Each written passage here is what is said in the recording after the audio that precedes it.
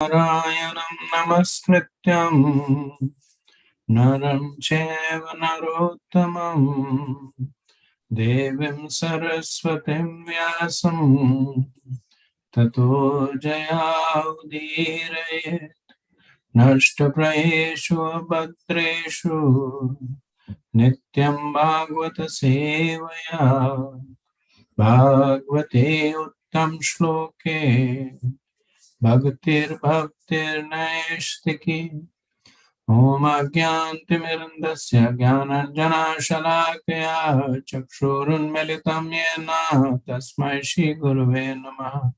जय श्री कृष्ण चैतन्य प्रभु नित्यानंद श्री अद्वैत गदाधर शिवासादि गौर भक्तवृंद। हरे कृष्ण कृष्ण कृष्ण हरे हरे, हरे राम राम राम हरे हरे। मुखं करोति वाचालं पंगुं लंघयते गिरिं यत्कृपातमहं वन्दे श्रीगुरुदीनतारिणं परमानन्दं माधवम्।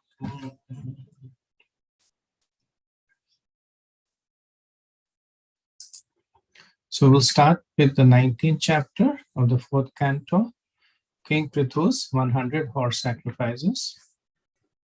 The previous chapter had ended with the glories of the kingdom of Maharaj Prithu, of how Mother Earth had surrendered to him, and to please him, she provided all kinds of opulences, not only to the residents of planet Earth, but for everyone in the universe. And there was prosperity. And the chapter ended with King Prithu leveling the surface of the earth, making it suitable for irrigation, creating cities and towns and farmlands, introducing the concept of plant living. Now, in this, we will see that Maharaj Prithu, in a continuing effort to create prosperity of his kingdom, performs or takes the pledge to perform 100 Ashwamedha Yagyas, and how his performance of Yagyas are disturbed by Indra. So there are 42 verses in the chapter, divided in 3 sections. The first 9 verses talk about the Ashwamedha Yagyas performed by Prithu. Then 10 to 25 is Indra stealing the sacrificial horses. Horse, actually. I'm saying horses because he steals the same horse over and over again. And the last 17 verses are Brahma's instructions to Maharaj Prithu. Yeah, so we'll begin with the first chapter, with the first verse, sorry. Maitreya uvacha atha dikshat rajatu ayameda shatena saha brahmavat manoho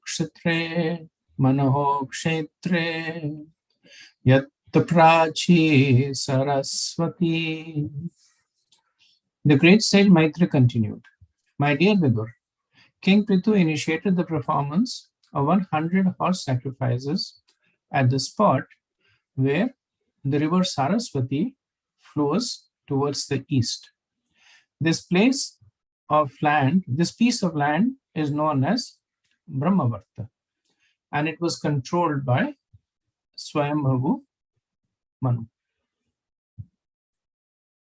So in the 17th chapter, Vidur had asked Maitreya this question: why did King of Heaven Indra steal the horse meant for the sacrifice? This is 417.4. And in response to that, Maitreya speaks this 19th chapter, which describes how Indra will not only steal the horse, but also create irreligion, and how Brahma stops the killing of the potential killing of Indra. So the place that is described over here is Brahmavarta, and the Brahmavarta is described as Vishwanath Chakravarti says that it is the place made by the Devas between Saraswati and Drishtavati rivers, and it is called Brahmavarta. Hayamedha Satyana means for the purpose of performing 100 horse sacrifices. Verse 2. Tad abhipretya bhagavan karmatisham atmanaha shatkratur namam rashe prithoragya mahotsavam. When the most powerful Indra, the king of heaven, saw this, he considered the fact that King Prithu was going to exceed him in fruitive activities. Thus, Indra could not tolerate the great sacrificial ceremonies performed by King Prithu.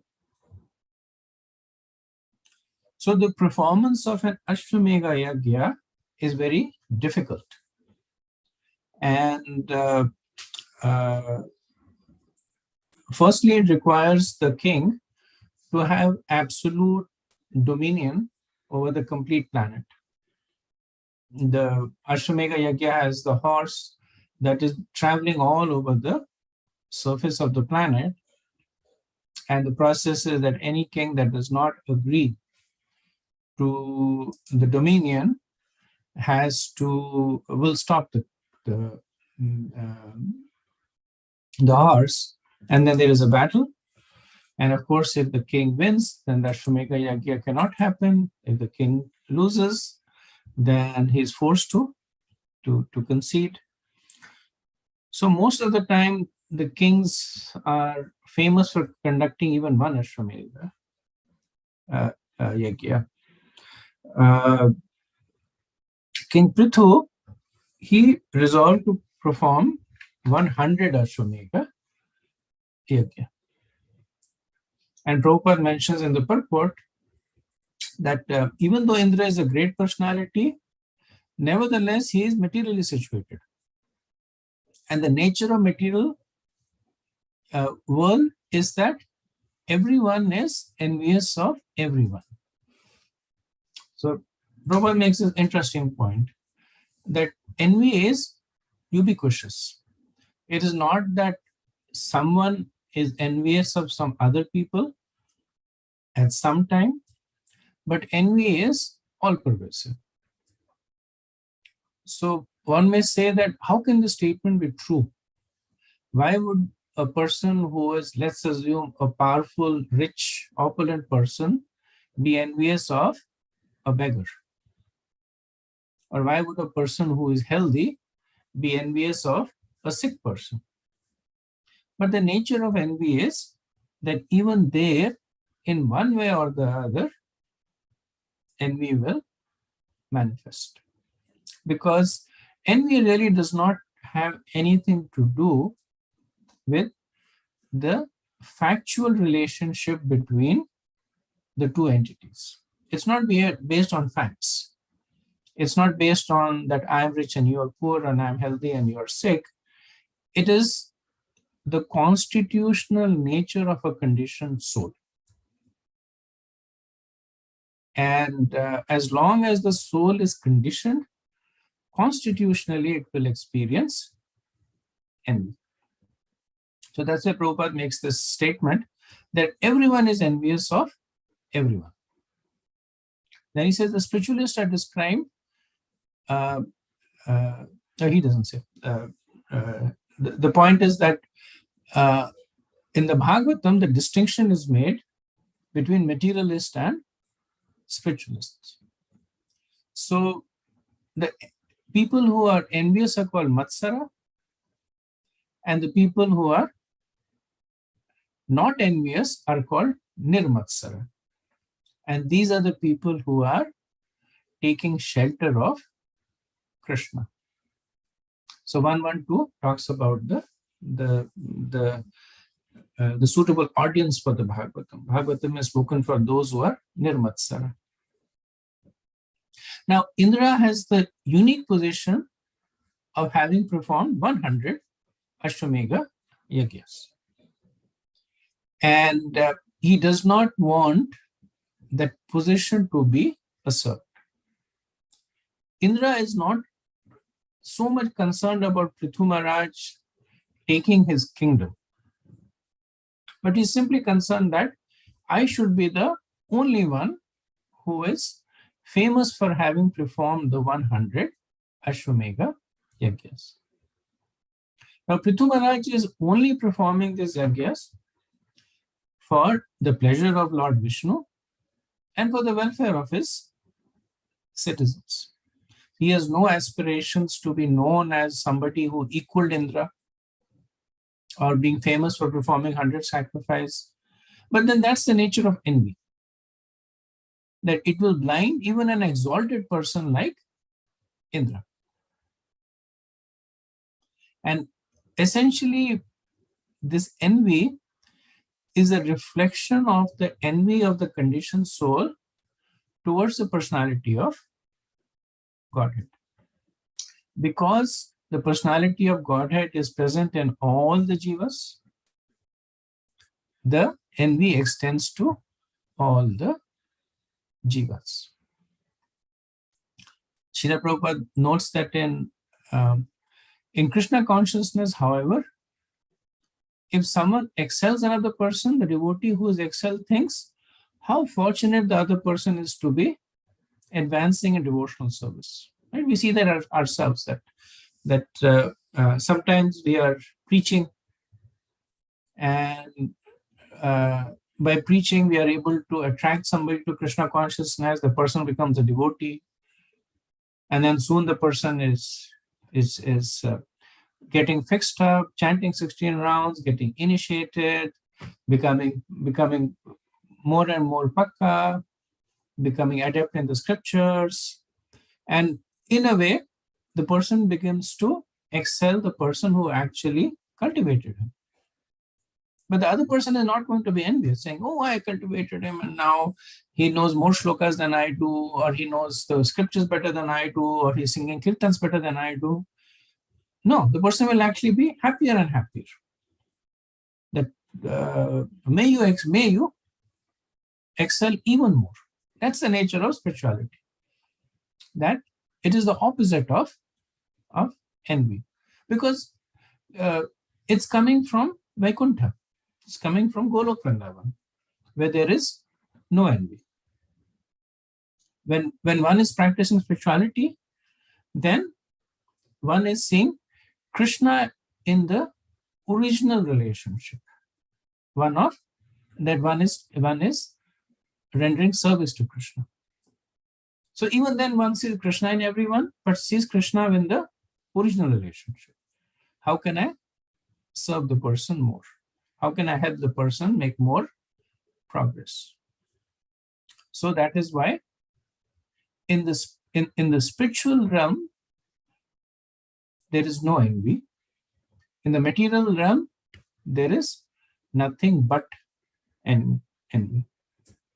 Now, in some of the pastimes we see in Golok Vrindavan, where there is what appears to be envy. There is envy between the gopis and getting attention to Krishna. There is envy between associates of Krishna.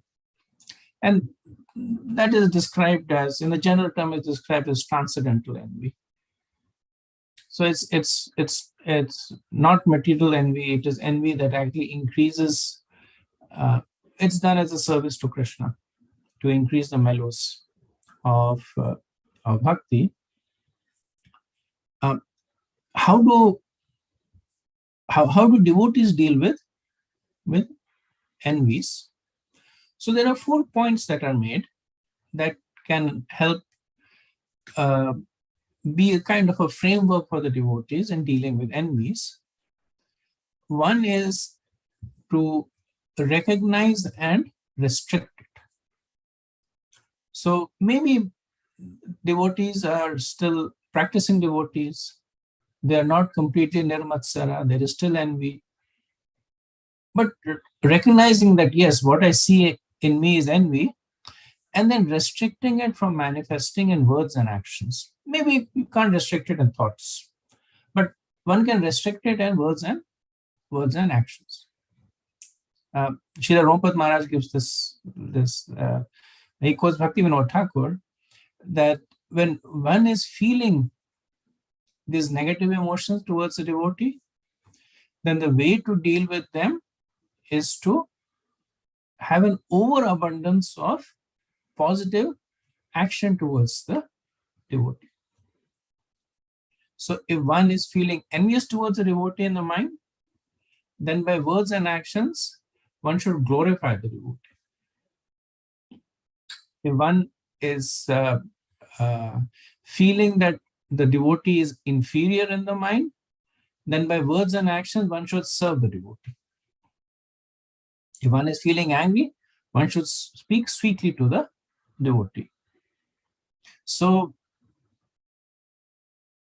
the externals, and this is not hypocrisy, this is essentially sadhana bhakti, where when the externals are practiced with the proper intent, they change the internals. So first thing is to restrict it from manifesting, recognizing and restricting it.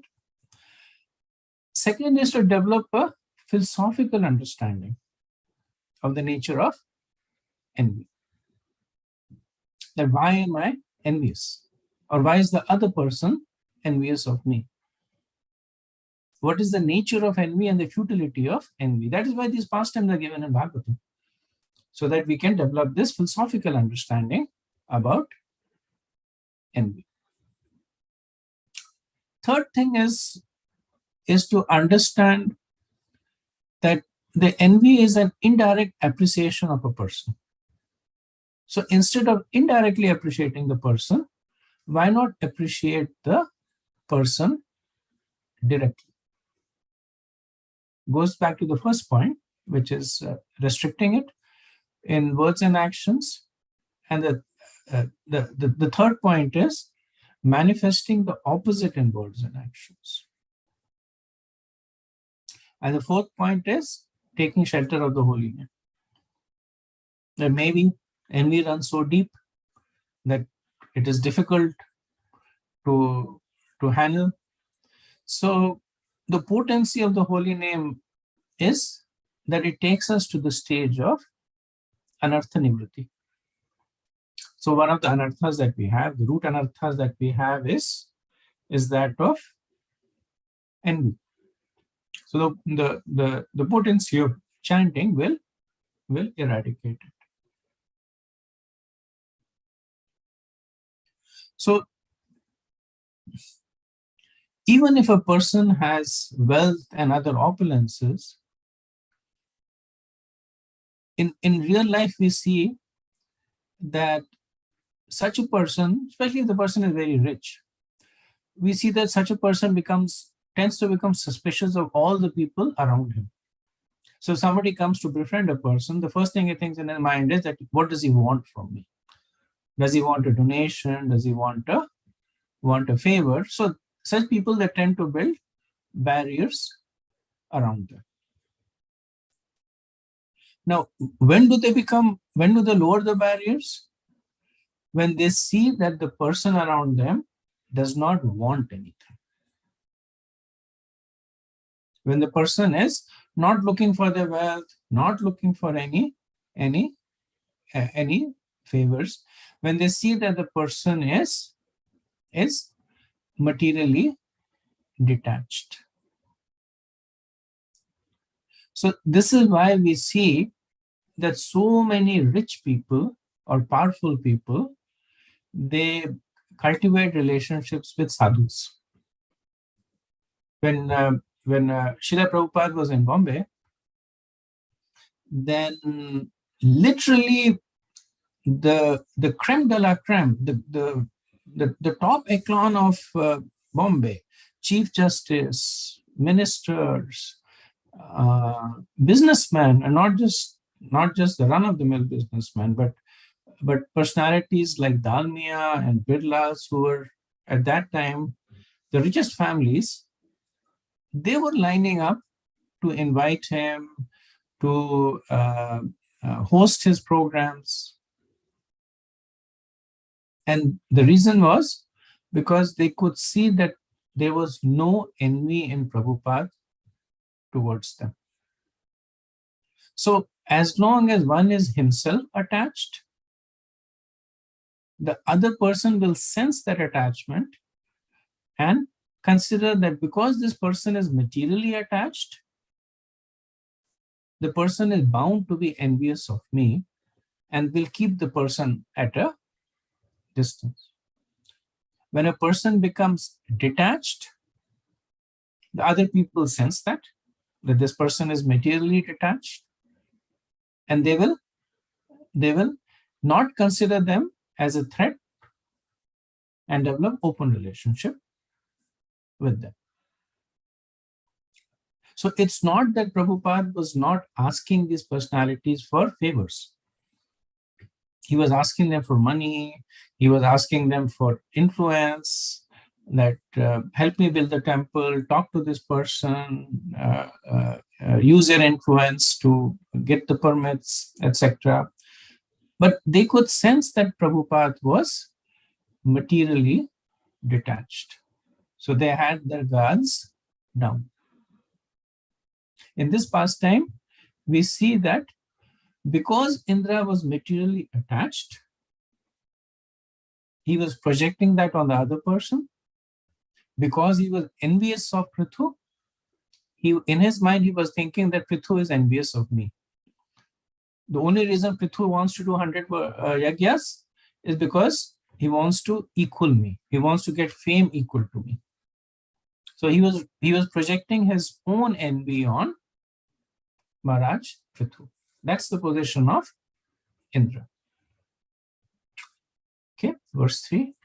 Yatra yagya patihi sakshat Bhagwan Haririshvaraha Anvabhyuta Sarvatma Sarvaloka Guruhu Prabhuhu. The Supreme Personality of Godhead, Lord Vishnu, is present in everyone's heart as the Super Soul. And he is the proprietor of all planets and the enjoyer of the results of all sacrifices. He was personally present at the sacrifices made by King Prithu. So Maitreya speaks this verse to indicate the mood of Maharaj Prithu. That the Lord was personally present in his sacrifices reflects the devotional mode by which Maharaj Prithu was executing the yagyas.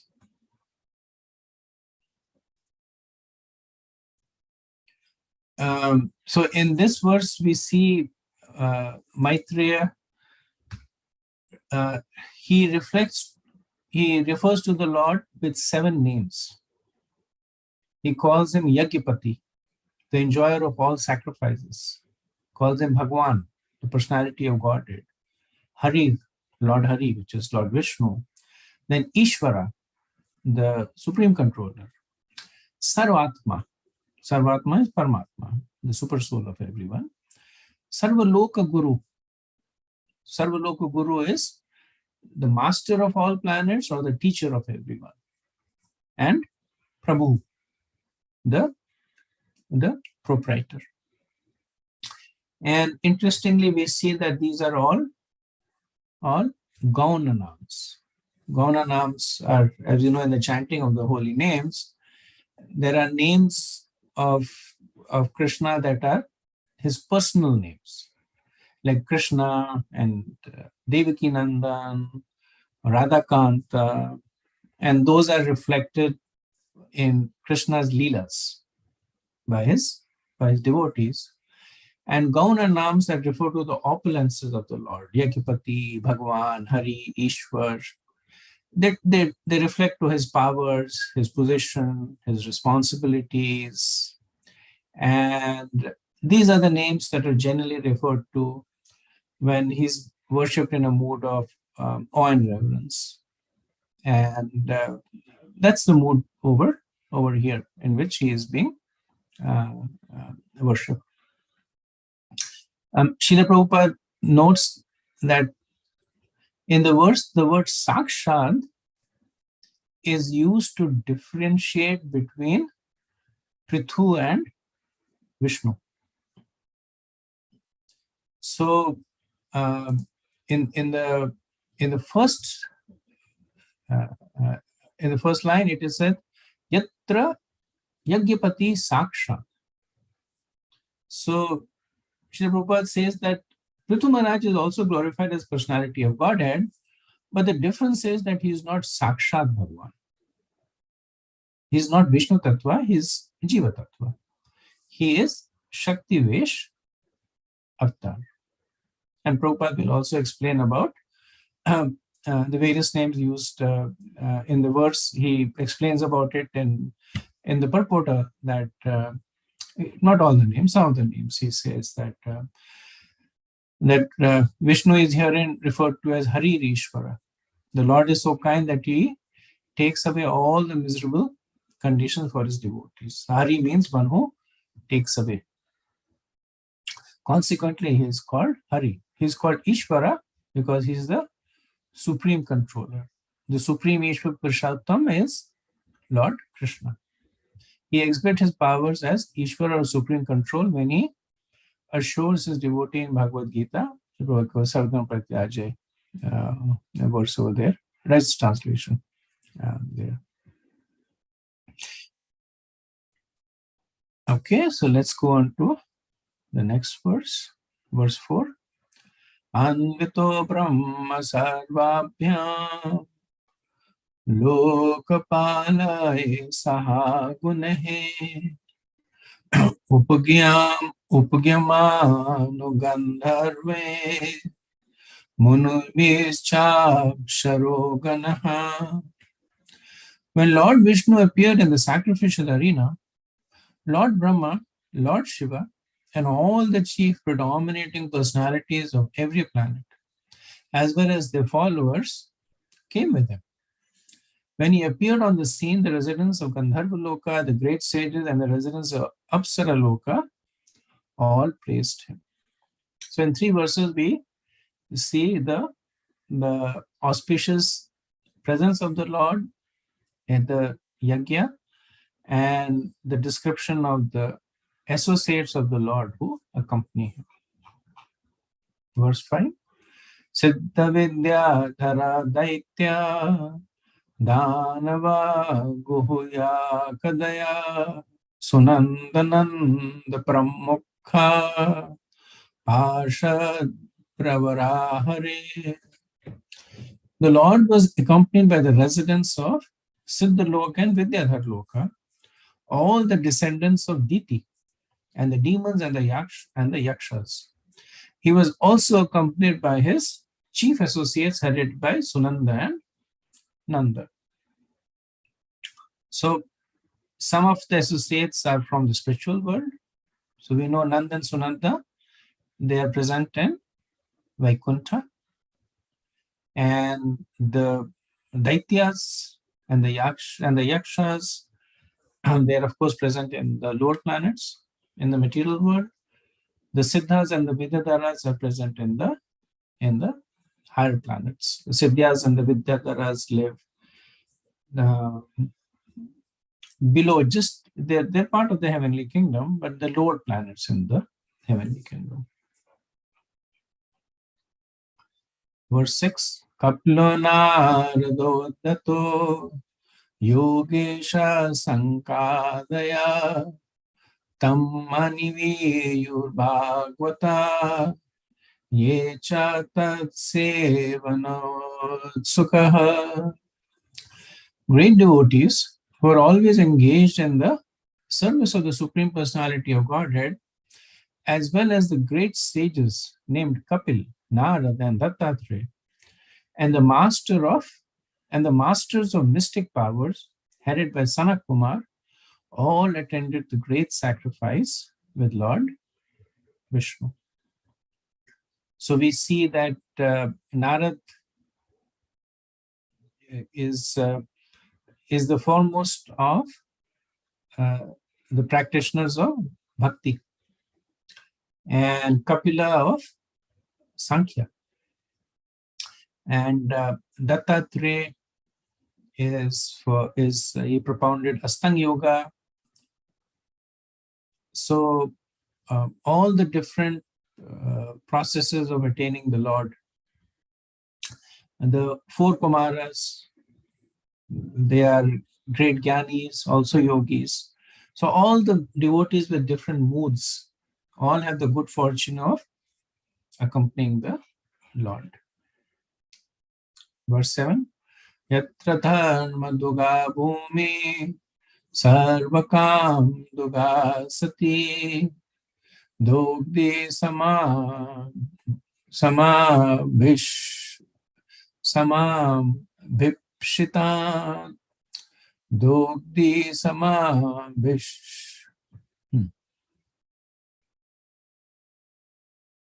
dogdi samabhipshita narhan yajamanasya bharata.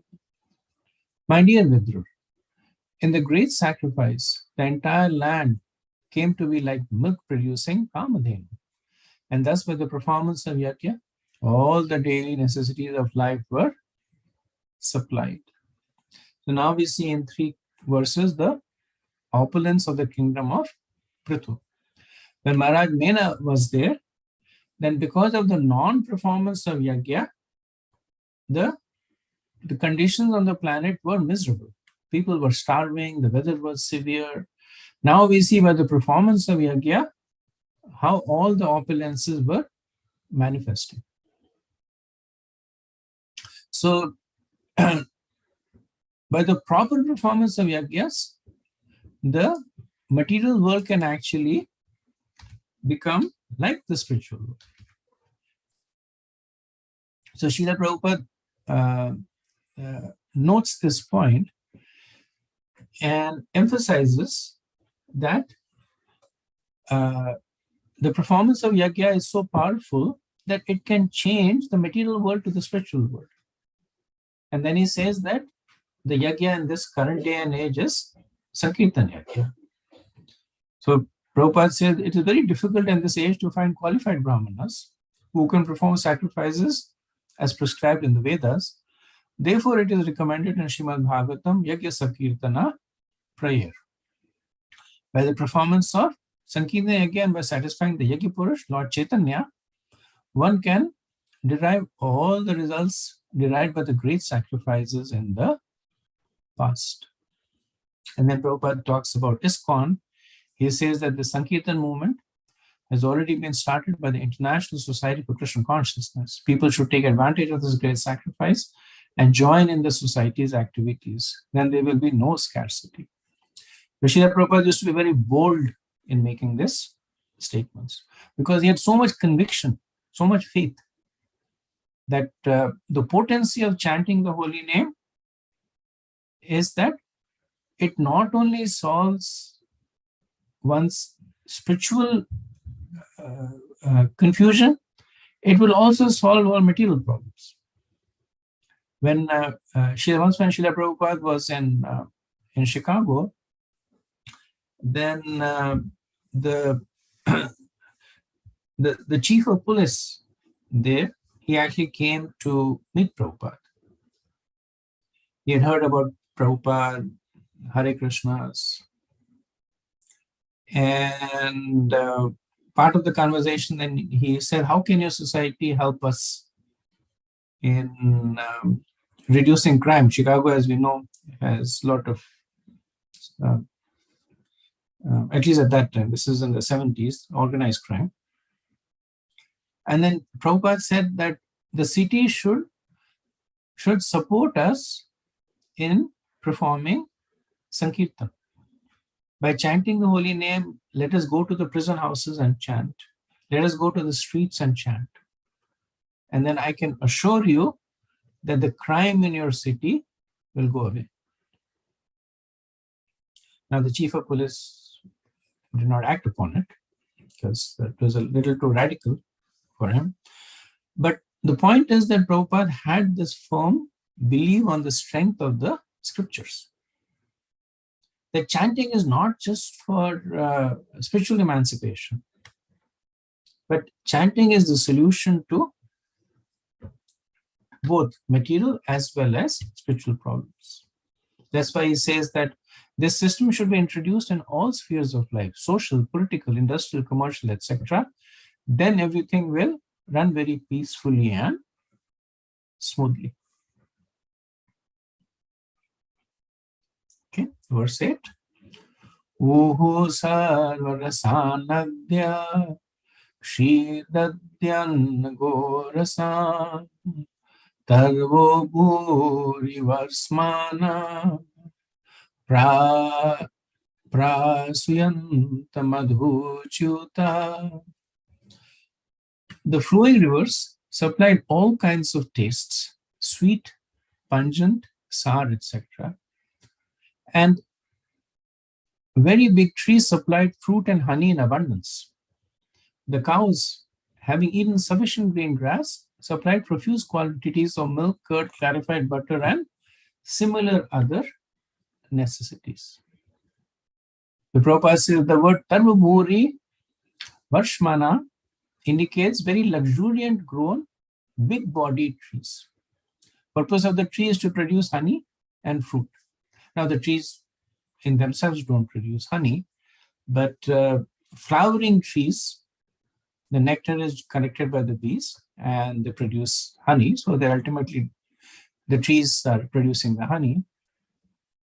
The Prabhupada says in other words, the forest also has its purpose in supplying honey, fruits, flowers.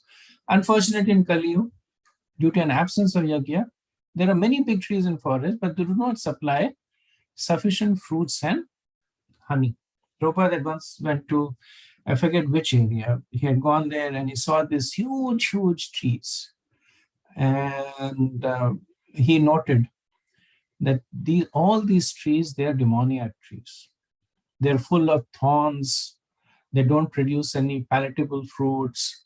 They're envious to even the animals around them. They produce thorns so that birds cannot sit there and worms cannot live. And he said that's the nature of the Kali Yuga.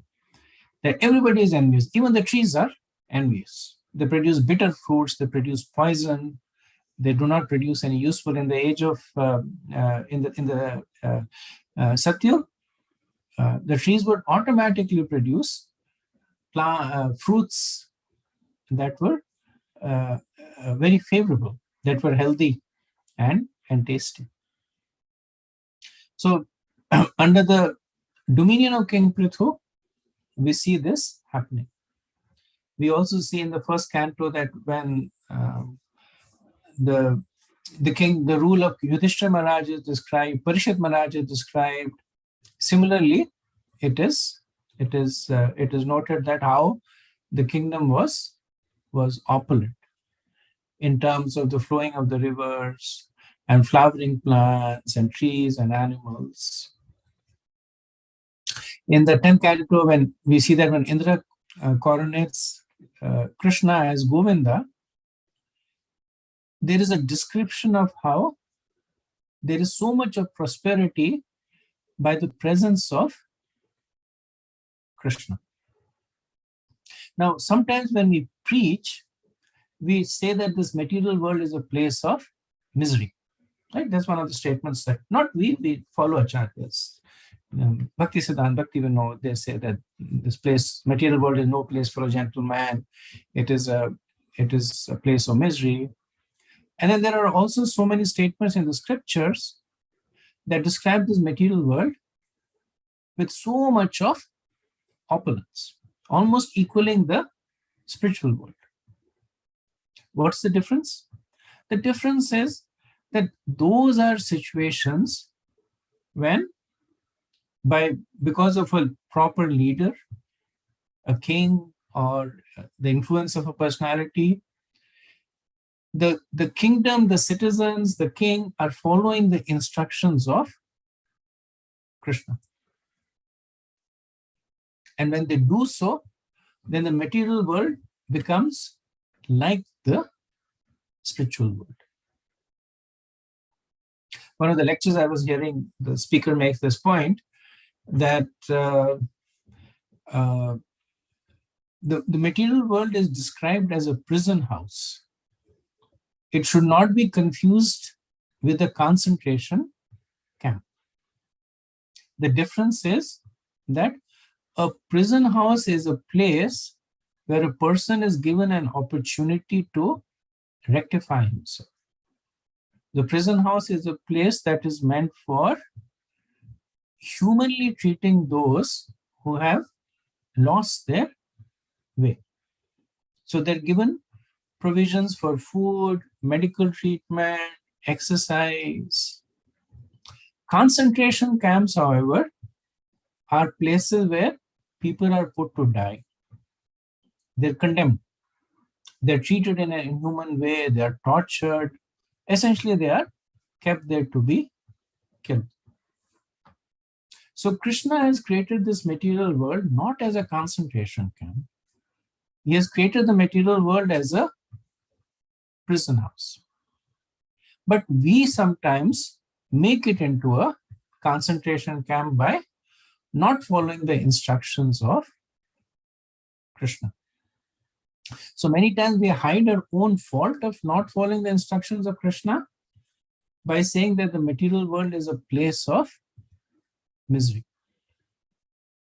So in the 5th canto of the Bhagavatam, it is said that the residents of the material world who enjoy the products of these flowing rivers have no wrinkles on their bodies, no gray hair.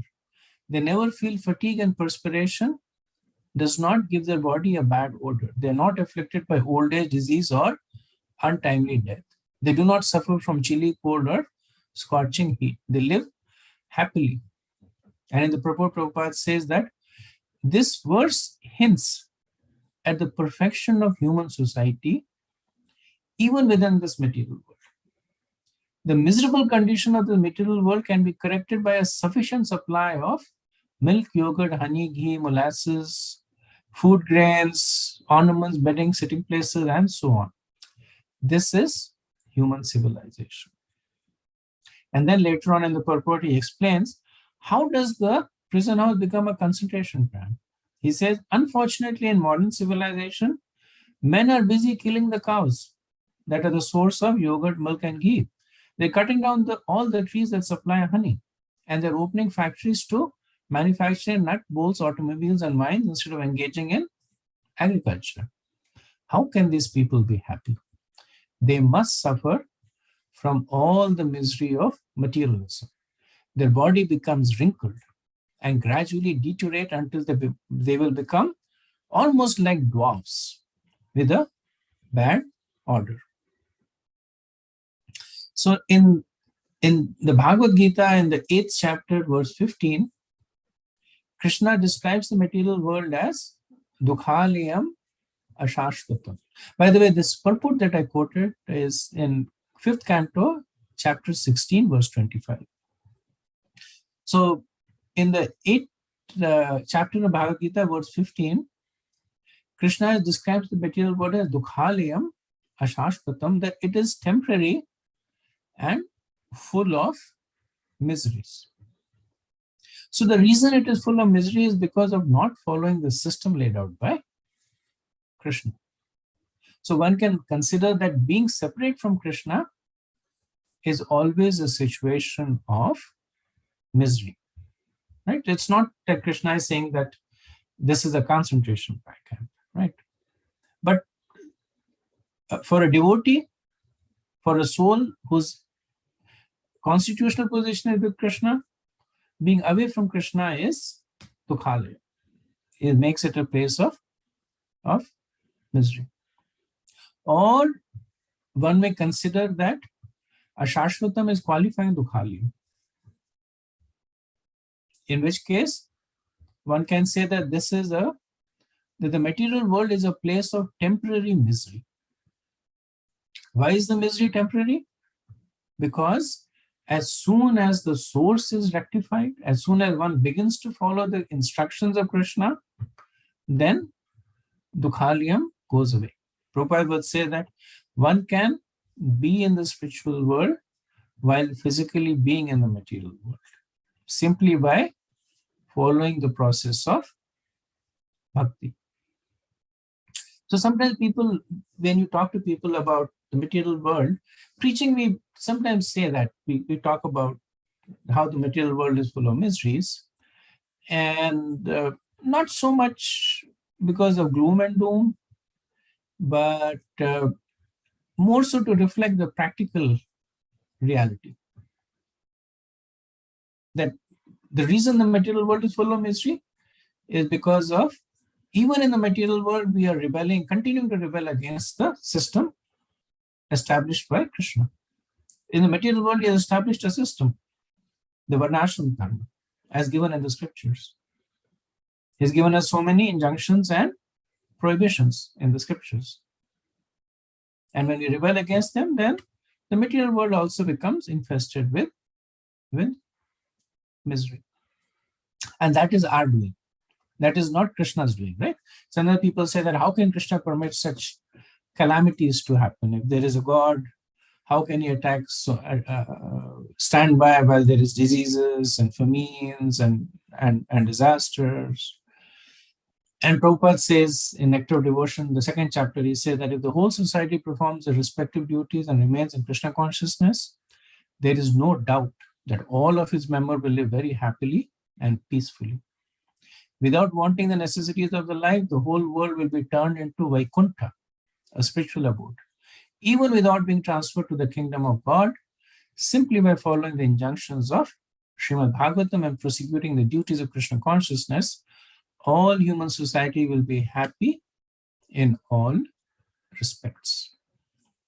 So the point that is being made is that the spiritual world is present right here, right within our grasp.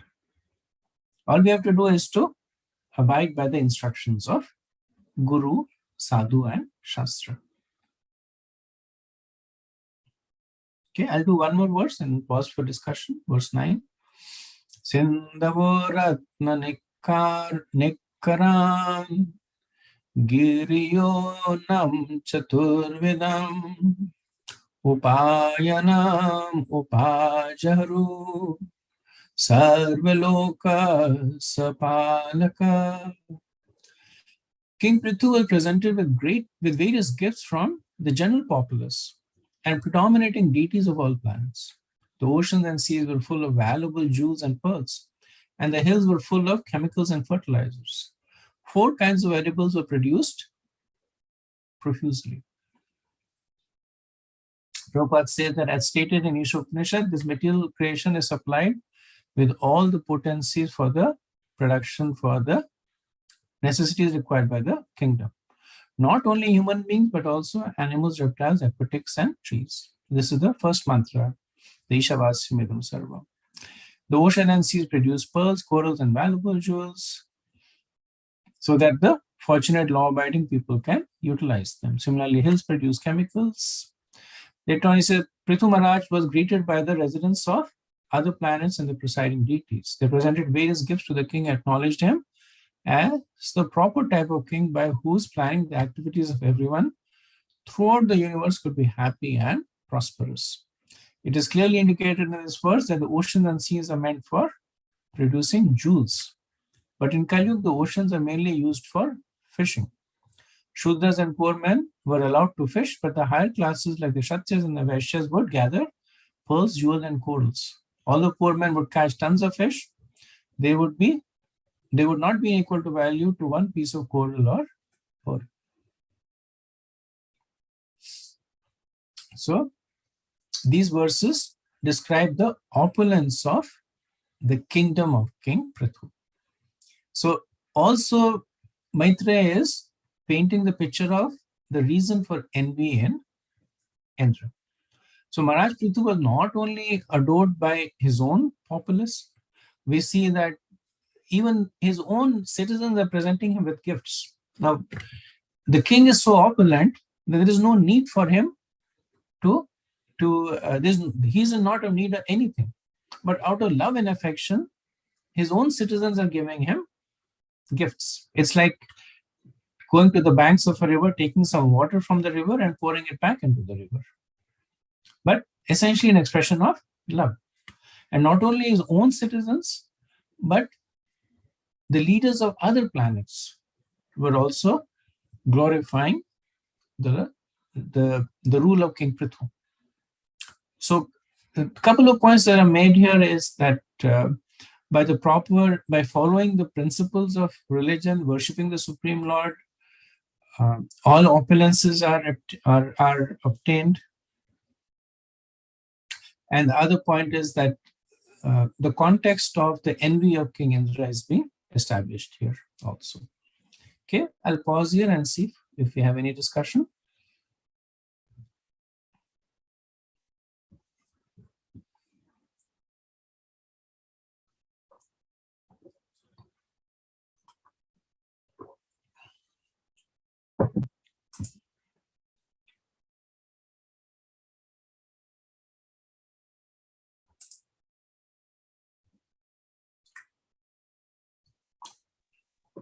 Hare Krishna Prabhu. I see this fascinating how Srila Prabhupada, the way he explained and the depth of his knowledge also. For example, he said that when there are flood, only the riverbed, they overflow, and then how the mineral come and the soil become fertile. I've never thought about that. It's really true. And how the mineral from the bottom of the river, they come on the land, and we have seen this in of course when it rain and it flood, the mud that accumulate is very fine, and how it plant grow very well in this. I never thought about that. That is true. Prabhupada did have a lot of knowledge about everything, and all from reading the scriptures. Yeah. Thank you, Prabhu. Any other comment? Hare Krishna, Prabhu. Prabhu, I have one question about envy. When you said that when we recognize try to avoid, when somebody tries to avoid, like Indra is trying to he has his own envy, and he sees that envy in he thinks Maharaj Prithu has envy in him, right? Now my question is completely different, not like that in Indra's case. When we avoid someone, is it because of the envy in our heart that we are trying to avoid someone? And corollary to that question is, suppose as a devotee we avoid atheists. So that it still means that we still have envy carrying towards them, or carrying towards Krishna indirectly though? It's a good question. So you're right, we do, and it's recommended that we avoid certain types of people. We avoid materialists, we avoid atheists, in the whole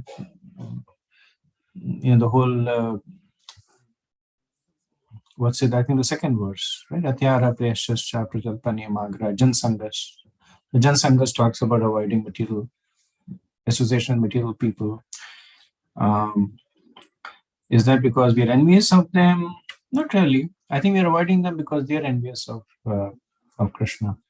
That's why we are avoiding them. These instructions are actually for devotees like us who are practicing devotees. So not for advanced devotees. Like Prabhupada, he went out and he was preaching to those. The majority of the people were envious of him. But he continued to preach to them because he wasn't affected by their envy. We, on the other hand, will get affected by it. I know I do get, especially when I visit India, then the majority of the people around me are of a different conception. So either they do not consider Krishna as the personality of Godhead, or they're critical towards ISKCON, or they're just critical towards me. Various reasons, and it invariably affects me, affects my chanting, just affects the general frame of mind. So I think all this is primarily recommended to us so that we can protect our bhakti while we are still nourishing it. Not because there is envy in us for them, more like we cannot protect ourselves from their envy. That's what my understanding would be, Prabhu. Do you have any thoughts on it, or it's a discussion question. I don't think the right answer. What are your thoughts? I was thinking more on the line of say the Uttamadhikari, as you mentioned, Srila Prabhupada was not affected by any of these materialists and atheists or anybody, whereas we get affected. And so I was thinking more on the line, maybe we still have the traces of the envy, and that's why I was asking to confirm whether that is the case or not. No, as you said, we probably get affected by others' envy. Is it because we are recognizing that in ourselves? That's, I don't know. I'm just trying to be more paranoid than I don't know what it is to say. I would say you're right, because that's the difference between Kanishta and Uttamadhikari. That it's not that Prabhupada did not see the envy in the other people, but he wasn't affected by them. And the reason we get affected by it is because perhaps we have envy in our mind. We reciprocate. We reciprocate to envy with envy. We generally are able to have much more conducive relationship with devotees, because right away we know there's no envy over there, right? And this nature of discrimination of how one deals with devotees and non-devotees, differently from devotees and non-devotees, that is there, very strong in Kanishtas, little less in Madhyamas, and absent in Uttamas. So I would say what you're saying is right. That just because there is still envy in us, we react to envy with envy. And advanced devotees, they simply react to everything with love.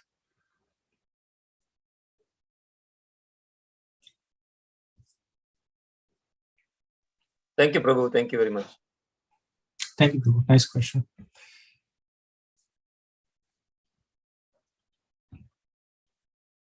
Okay, so we move to the next section in the chapter, which is Indra stealing the horse, verse 10. Iti chadhok sajeshasya prathostu parmodayam asuyan bhagavan Indra pratigatam achikarat. King Prithu was dependent on the Supreme Personality of Godhead, who is known as Adhokshaja. Because King Prithu performed so many sacrifices, he was superhumanly enhanced by the mercy of the Supreme Lord. King Prithu's opulence, however, could not be tolerated by the King of Heaven, Indra, who tried to impede the progress of his opulence. So in 16 verses, from verse 10, this verse, to verse 25, is Indra doing various things to steal the sacrificial horse. And the verse, it talks about the fact that, and that's why we see the previous 3 verses describing the opulence of King Prithu, to set the context that this is what irked Indra. That the opulence of King Prithu was already exceeding that of Indra. He already had this complex. So that envy was already strong in Indra towards Prithu. And it came to a fruition when he saw that Prithu was going to equal a position that he only had, which is being the performer of 100 Ashwamedha yajnas. So Prabhupada, he very nicely analyzes 3 terms in the verse. He's churning the nectar of realization from this pastime. What do we learn from this pastime? So he analyzes 3 verses. So first is the verse, the word Prithu. And Prabhupada says that Prithu, that Maharaj Prithu is an incarnation of Vishnu, yet he is a great devotee of Lord Vishnu. Although an empowered incarnation of Lord Vishnu, he is nonetheless a living entity. As such, he must be a devotee of the personality of Godhead. Although one is empowered by the Supreme Personality of Godhead as an incarnation, he should not forget his eternal relationship with the personality of Godhead. So the point Prabhupada is making is the opulence of Prithu was because he was fully aware of his constitutional position with respect to the king, Adhoksaja, with respect to the Lord, Adhoksaja. So it's not that Prithu was like, I am Shakti Vesh Avatar, everybody worship me, or there's no need for me to worship anyone. But we see so many pastimes of the Lord worshipping the Lord. Right? We see Lord Balaram worshipping Krishna. We see Radharani worshipping Krishna. We see Lord Vishnu glorifying Krishna. So the position of Prithu as a jiva was to worship the Lord. And because he was properly situated in the position, his opulence was unlimited. Second point that Prabhupada makes is, he picks on the term Bhagwan Indra. So we see that Indra is addressed as Bhagwan to convey his exalted position of power and opulence. As you know, Bhagwan, 6 opulences. So Indra is definitely, maybe is not complete in the opulence, but is replete in the opulence. Right? He's very powerful and famous. So he is replete in this opulence. Yet we see that Bhagwan Indra falls prey to envy. So despite his becoming Bhagwan, he's envious of Bhagwan. In this case, Prithu Maharaj. Prabhupada says the defects of material life are so strong that due to the contamination of King Indra, he became envious of an incarnation of God. Important lesson. That the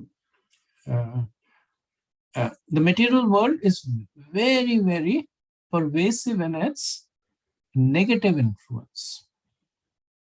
When somebody of the position of Indra, and that's why he's addressed as Bhagwan Indra. So if an ordinary person, somebody like me, fell prey to envy, people will say, oh, he's fallible anyway, who cares about him? But Bhagwan Indra, he lives for 71 Chatur Yugas, for the duration of a Manvantara. A very, very unique position. Krishna considers himself to be his own expansion. Right? He says that of the demigods, I'm Indra. He's falling prey to envy. How powerful is the influences in this material universe? And the third word that Prabhupada analyzes is Adhoksaja. So the word Adhoksaja indicates a personality of Godhead who's beyond the expression of mind and words. However, the personality of Godhead appears before the devotee in his original form of eternal bliss and knowledge. The devotee is allowed to see the Supreme Lord face to face. Right? Prabhupada makes this point because earlier on in the chapter it is mentioned that when Prithu Maharaj was performing the sacrifices, the personality of God was personally present there, face to face with Prithu. Why? Because of the strong devotion in Maharaj Prithu. So even though he is Adhoksaja, even though he is beyond the senses, but he allows himself to be captured by the senses of a devotee. So the importance of the leaders to be more responsible is a lesson that is one of the themes that comes out over here. We see that in King Vena in a negative way. We see that in Bhagwan Indra again in a negative way, right? So when Ajamil fell, then he impacted himself and a few people around him, right? He impacted his wife and his parents to some extent. But when Diti made a mistake, the entire universe suffered for it. So when a personality is occupying an exalted position, then they need to be aware of the impact that they have. Right? So this pastime is studied to evaluate the nature of leaders. And so we see two leaders in the pastime. We see Indra and we see Prithu. We see Indra as insecure and envious, and we see Prithu as responsible and self-satisfied. And in the end, it will appear that Indra has won because he stops the 100th sacrifice.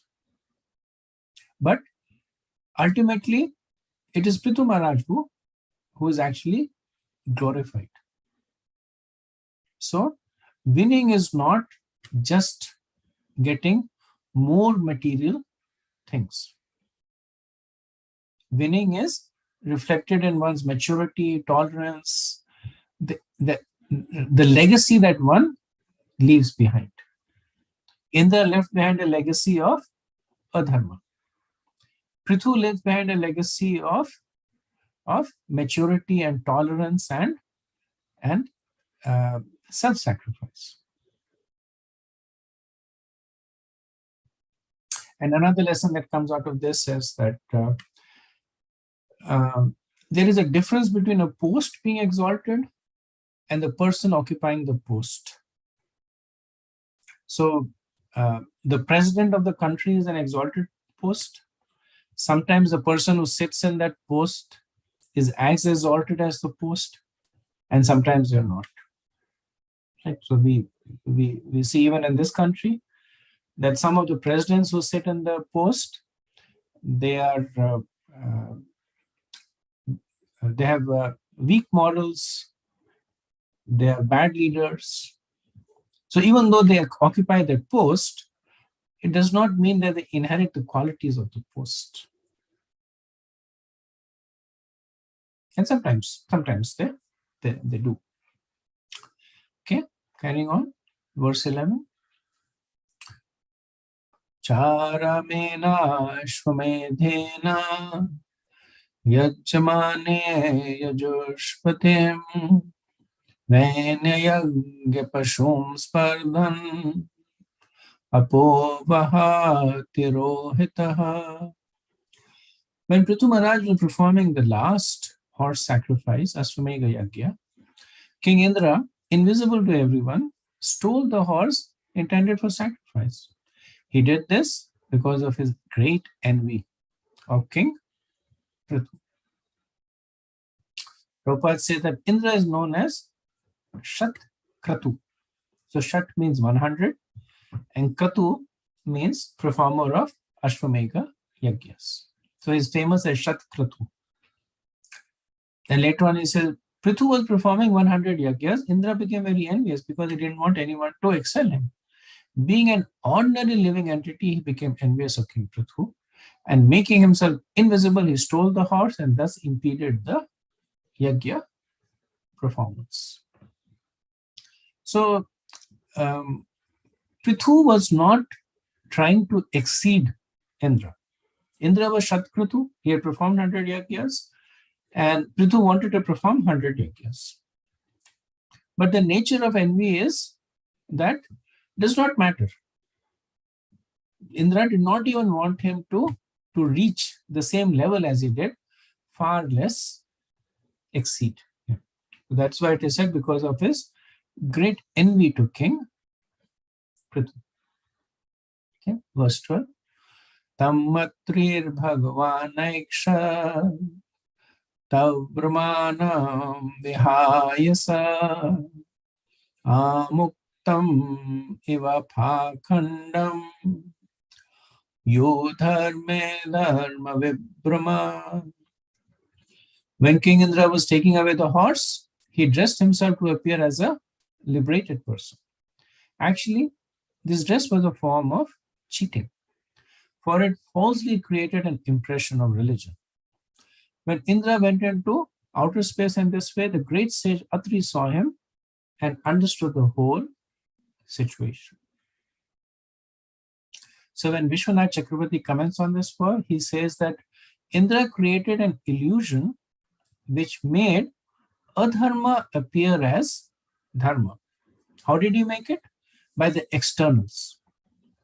Okay. So he wore the clothes of a renounced person, even though he wanted to steal. Stealing is adharmic, and his clothes indicated a person following the path of dharma. So that is how he made adharma appear as dharma. So Indra was traveling like amuktam iva. So Vishwanath Chakravarti says iva means as if, amuktam means liberated. So he was traveling as if liberated. The foolish people of the future will happily follow such pakhandam, imposter, who make adharma dharma vibraha, confuse between religion and irreligion. Thus, he is being called an impositor, pakhandam. Foolish persons take guidance from such pakhandam to become amuktam instead of amuktam. Right? So amuktam is, so muktam means liberated, amuktam means not liberated, amuktam is not liberated, which is completely liberated. So this confusion between external and internal is what will be practiced by the pakhandam, that those who are impositors, that internally they will be adharmic, externally they will be dharmic. And who will follow them? Those who are amuktam, those who have no interest in liberation. So Prabhupada notes in the purport that one should be very careful in taking up sannyas, because their sannyasis are held in high regard in the society. And then he quotes Chaitanya Charitamrita that Sanyashira Alpa Chidra Sarvaloka Gaya. A little spot in a sannyasi's character will be magnified by the public. Right? And this is something that was witnessed by ISKCON a lot after the departure of Srila Prabhupada. That there were so many gurus and sannyasis who fell down for various reasons, and they created so much of disturbance in the society. So many people left the movement, never to come back again. Some came back, but so many never came back again. Why? Because Sanyashira Alpachitra Sarvaloke Gaye. That people tend to hold leaders to a higher standard. And when they see that they're not following them, so they themselves may not be following it. But when the leaders do not follow them, then they lose faith. And this is not a fault in them. This is how things are. The reason a person is in a position of leadership is because that person holds himself accountable to higher standards. And the other people also hold themselves accountable to higher standards. I remember I was having a conversation in a temple board meeting, and we were talking about devotees who live on the temple, attendance in Mangalarti, etc. And then one person said, well, there's more than 1,000 people in the congregation, and less than 1% of them come for Mangalarti. Even 1% is liberal, actually, less than 0.1%. Many days there's nobody from the congregation, Mangalarti. And he said there are 20 people living in the temple, and then you're expecting 100% to come to Mangalarti. And then the point was made is that when a person is living in a temple, then he is being held to higher standards. It's not a like-to-like comparison. That when the person is living in the temple, he automatically gets more respect. People automatically come to the person and give in charity, listen to the person's instructions. So just by living in the temple, the person is held to higher standards, which means that the person needs to hold himself also to higher standards. Same point is made by Prabhupada about the character of sannyasi.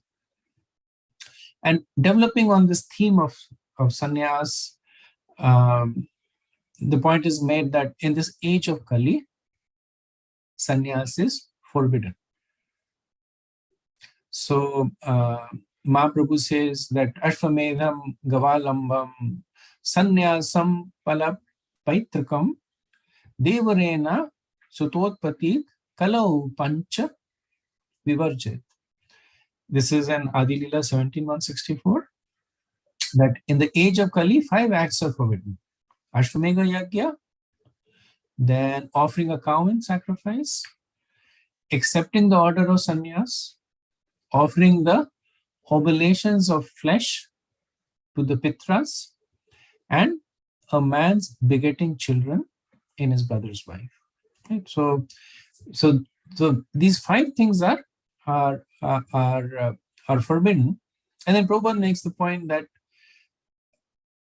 the essence of sannyas is detachment. He quotes 6:1, Anashita karma phalam karyam karma karoti va ya sannyasi cha yogi cha na niragne na chakriya. That one who is not attached to the fruits, he is the true mystic, not one who lights no fire or performs no work. So internal detachment is the sign of a real sannyasi. And then final point Prabhupada makes is that Indra's saffron dust has been misused by many impositors who present themselves as liberated persons or incarnations of God.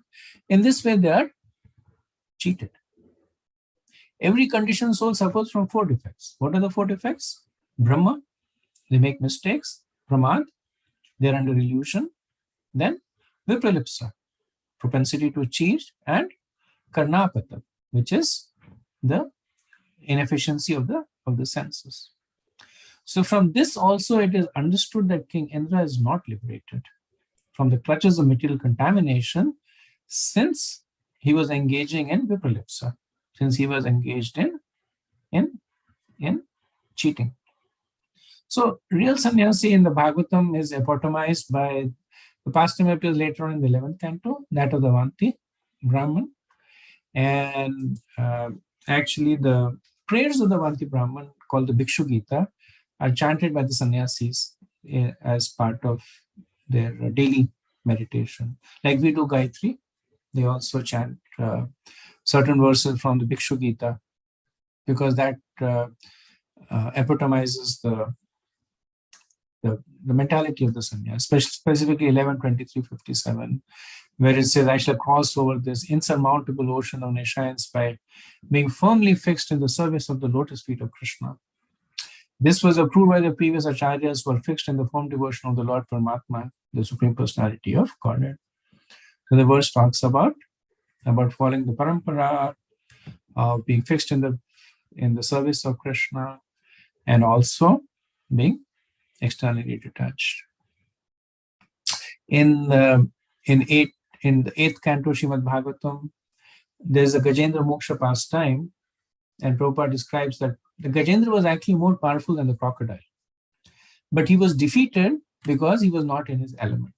So if Gajendra was on land and the crocodile was on land, Gajendra would have simply stamped all over him and killed him. But the fact that he was out of his element and the crocodile was in his element caused Gajendra to actually lose. Eventually, he was near death. So Prabhupada then explains that different people have different areas of strength. So when we are waging a war against Maya, important to find your area of strength. What is your ashram? That can you serve better as a brahmachari or a grasta? What kind of service do you want to do? Do you want to distribute books? Do you want to serve the deities? Do you want to cook in the kitchen? What kind of association would you like? So the idea is that getting out of the water, getting into land, and shaking off the crocodile that is attached to your feet. Okay, so I'll pause over here and a few minutes for any discussion.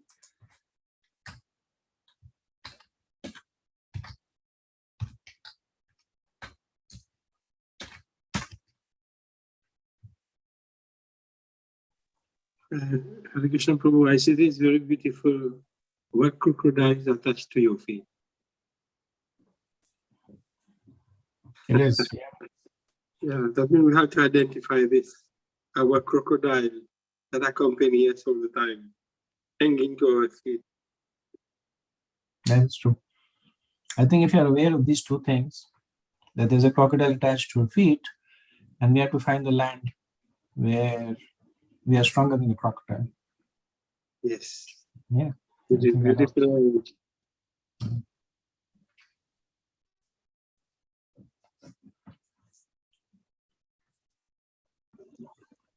I guess, Prabhu, I think it's difficult to understand what the crocodile is for us. Sometimes it's so difficult to recognize the crocodile. I believe the association of devotees will bring out that recognition rather than on our own. I don't know whether I'm right. What I'm saying is right. Whether it is difficult because the crocodile, in case of Gajendra, the crocodile was attached for 1,000 years. In our case, it's been attached for 1,000,000 lifetimes. So it's almost become a part of us now. And as you're saying, by the what is it called? Shastra Chakshu. By looking at it from the eyes of the scriptures. Sometimes, because a crocodile has become a part of us, we don't even see it. When the scriptures tell there's a crocodile, then we understand there's a crocodile. When we associate with devotees, and especially with more exalted devotees, and we see they don't have a crocodile, that shows that we have a crocodile, right? When we see those devotees who are not by nature envious, who are more naturally taken to spiritual activities, and we see that contrast. We say, okay, there is something that they have we don't have, and there's something we have that they don't have, and that helps us identify the crocodile. And I guess the big lesson is to find your land, to find what is an area where you are stronger than the crocodile, and try and get to that area. Gajendra was all alone, but we are not. We have the disciplic session rooting for us. So we are in a position where we can actually extricate ourselves from water and get to a position of strength. And the metaphor over here, of course, is that everybody's land is different. You just have to identify what is your area of strength and gravitate towards that. Sometimes, and this was more so in the earlier days, where everybody was expected to do the same thing. Even then, it was not so much. There was some distinction, but yes, by and large, everybody was expected to do the same thing. And that's why there were so many burnouts. Now, there is more awareness of it, that different devotees have different propensities, and they can best execute their bhakti according to that propensity. So from a very early stage in the bhakta programs, or when the guru is giving shelter to the disciple, then this thing is teased out. What is the strength of the devotee? How can they, the guru or the other devotee associating with them, how can they encourage that?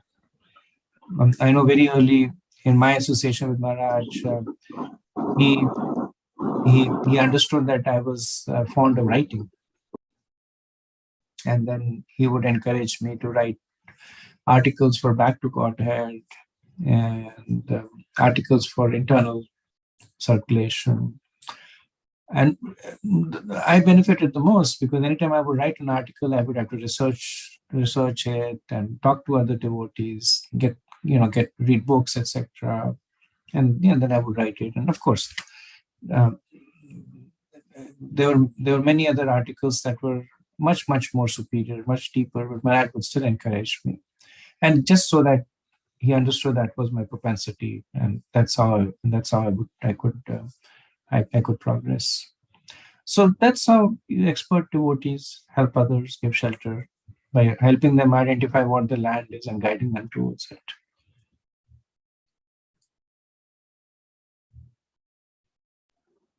Nice, Prabhu. Thank you for that.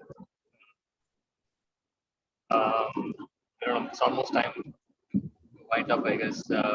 Just have one question, but it can be asked later on also. Go ahead, Prabhu. It's about the yajna.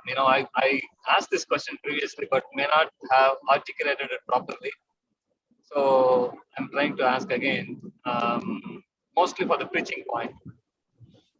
When it comes to Sankirtan Yajna, it's easy to relate how the name, holy name, can impact the environment, like the consciousness of others, cleansing of the heart, all those things happens. But when it comes to performing a ritualistic yajna, throwing the grains and the fruits and all the things in the fire, so how it impacts the consciousness, the environment, brings the auspiciousness, it is difficult to relate to somebody who criticizes, or somebody who is not very happy about wasting all the food grains in the fire. Rather, you could feed the poor person. So, how to address these things? Can you enlighten us how we can relate to this? To say that this yajna performance will be beneficial. Of course, it is not. It's not in this Kali Yuga, but still our temples perform these yajnas. Still we perform the fire yajnas. Although I don't know, we can say the Brahmanas are better than the Brahmanas who are outside, but still, they're not the Brahmanas who can light the fire by just the mantra, or any other such perfection is not there. So how can we justify that we are doing the right thing?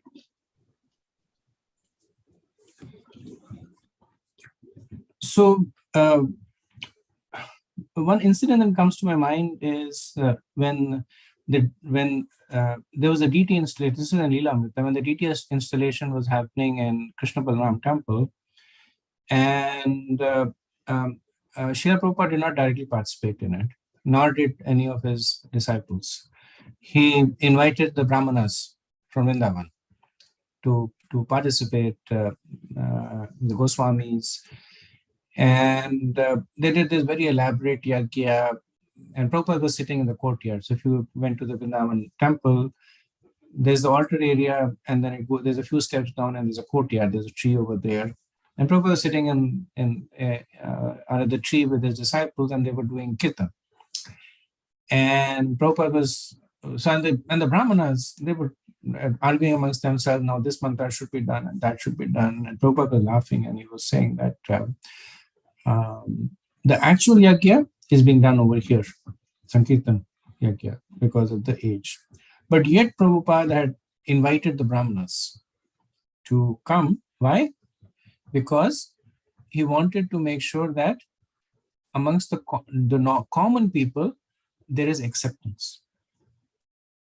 So because there is still this, and especially this is more for the Indian culture, that there is still this understanding of karma kand yajnas and how they are auspicious, etc.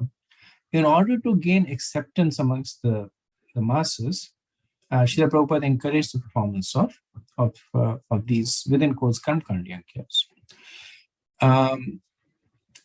He also encouraged the performance of yagyas because of the formality that comes with it.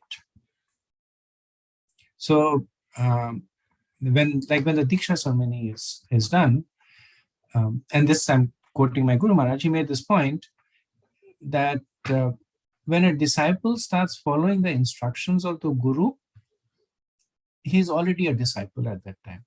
There's no need for performance of yajna.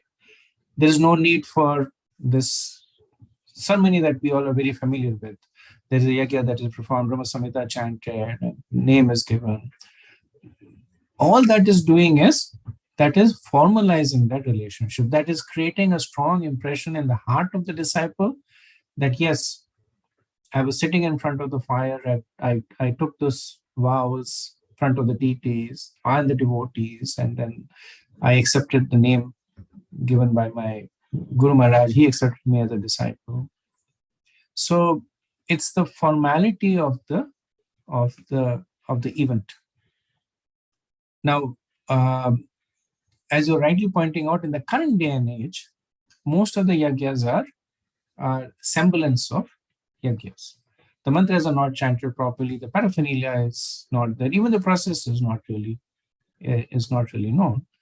But because of these two reasons, because of creating acceptance in the wider society, and because of creating a strong impression, marriage ceremony, right? Marriage ceremony, real marriages when husband and wife, they accept each other in their hearts. But then even there, the yajna is performed because they both understand now, formally in front of the fire, we have accepted each other as husband and wife. So it reinforces that. Third reason, which is, and this is, I'm just speaking from my realization. First two were points that I'm actually talking to you based on what I heard from Guru Maharaj. Third point I'm making based on my own understanding. When I was in Coimbatore, I had gone there for Ayurvedic treatment, and the place where they had this Ayurvedic treatment center, it was a residential place. Adjoining that was a temple, and the temple was of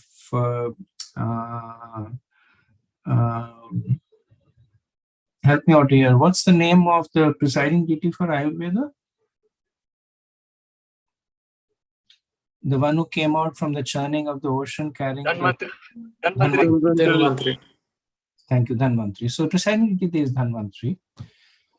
And they would have this, I was there for, I think I was there for 3 weeks. And I don't know what was maybe at some lunar cycle, but they would have this yajna over there. And there were the brahmanas who would come and they would chant these Vedic hymns for a long time, sitting in front of the fire, chanting the hymns, etc. And even though knowing what I know, I could tell you that they were very powerful. Just sitting over there, hearing the mantra, and these were brahmanas who had very good command on Sanskrit mantras, and also offering of different oblations. And literally hundreds of people would sit there to witness the yajna. So because the yajnas are still following or at least trying to follow the scriptural injunctions, they will have some effect. Maybe not the same effect, but some effect. They will have some effect in terms of the piety that they impart, not only to the performers, but to the spectators also. I remember I had sat down there and recorded I didn't understand the mantras because I don't know Sanskrit, but just the incantation, the tones, and the mudras that they performed when they were performing the mantras, very powerful. It was just not me, but I could see hundreds of people that were sitting there. They would, they would be influenced by it. And the reason is because it's the scriptures that is being followed, which is why we are still holding on to it, because intrinsically we have a nature to follow the scriptures, the word of Krishna. We have that nature. We have conditioning, so we don't. But when we see it happening, it does inspire that awe and reverence and love and affection. Not sure if I fully answered your question, Prabhu, but just shared some of my thoughts. Sure, Prabhu. No, that helps a lot. Even in the previous yuga, when the yajna was the yuga dharma, how does that impact the environment? That's what I was trying to get at. That's another question actually. I was trying to get at that. You are simply performing a ritual, and then how does it impact on the nature which produces in bounty, and what is the connection? How, is it simply the demigods getting pleased, and that's what it is, or that's what it is? Yeah, that's okay. chapter 3. That's chapter 3. Okay. That you perform the yajna, you please the devas, and who are the devas? They're controlling the environment. They control rain and sun and wind, so they make sure that everything is nice and proper, and so there is harmony both ways. Thank you, Prabhu. Thank you. I already delayed your class. Yeah, Sorry no about worries. that. No worries. Okay, thank you. We'll end over here. Vanchakalpatarubhyascha kripa sindhubhya eva cha patitanam pavanebhyo vaishnavebhyo namo namaha. Ananta Koti Vaishnavind ki jai. Srila Prabhupada ki jai. Nithai Gaur Premanande. Hare Krishna. Thank you so much. Hare Krishna.